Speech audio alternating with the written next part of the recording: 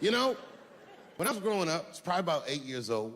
And at the Tonight, we're talking about something unstoppable in the world of stand-up, the unpredictable space where humor, history, and a little bit of bravado collide.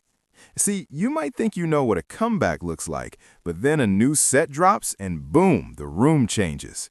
This is the second big wave since a comedian returned to the stage, and I'm not here to pick sides or pretend I'm the universe's moral compass. I'm just here to laugh, think, and maybe squint at the mirror for a moment. You've got a certain vibe when a comic shows up with a mic and a mission. It's assertive, it's precise, and it knows its audience.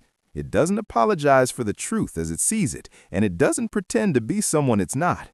Some people find that polarizing. Others find it refreshing.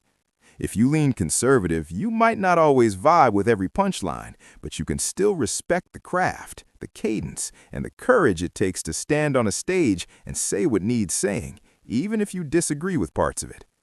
Comedy isn't a mirror that only flatters everyone. It's a spark that starts a conversation. Now let me be clear, I'm not political, but I do understand that some comedians become what you might call woke on stage.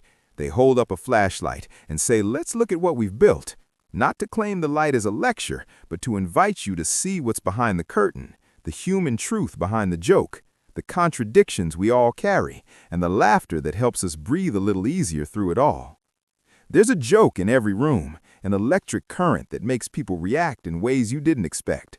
Some people call it bold, others call it risky, but in the end, it's about timing, delivery, and a willingness to push boundaries just enough to make you think while you laugh.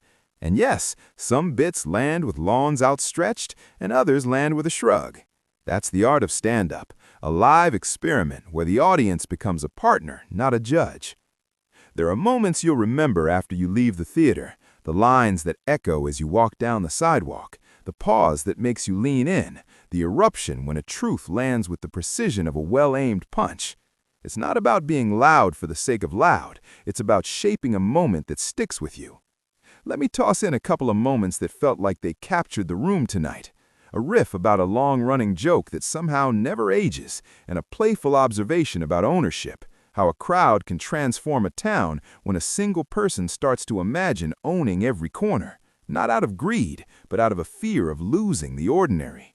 It's funny because it's human, ambition, appetite, and a strange affection for the places we call home. And for the record, I did hear one line that landed with uncanny timing, a nod to a political figure's character, and a wink at the capitalist dream that makes some of us laugh, some of us cringe, and all of us think about what we'd do if we had a map of the town and a pocket full of great punchlines. The humor lands not to demean, but to reveal the contours of our shared experience.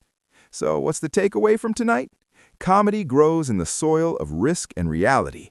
It doesn't always cater to every audience in the same way, and that's okay.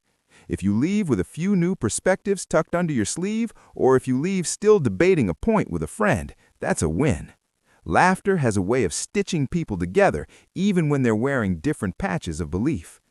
Like the moment when a stand-up set pivots from one topic to a sharper observation about the town and its ambitions. That's the heartbeat of live comedy. You're watching a living, breathing thing happen in real time.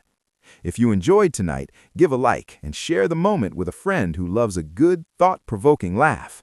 Have a great day and keep the conversation open.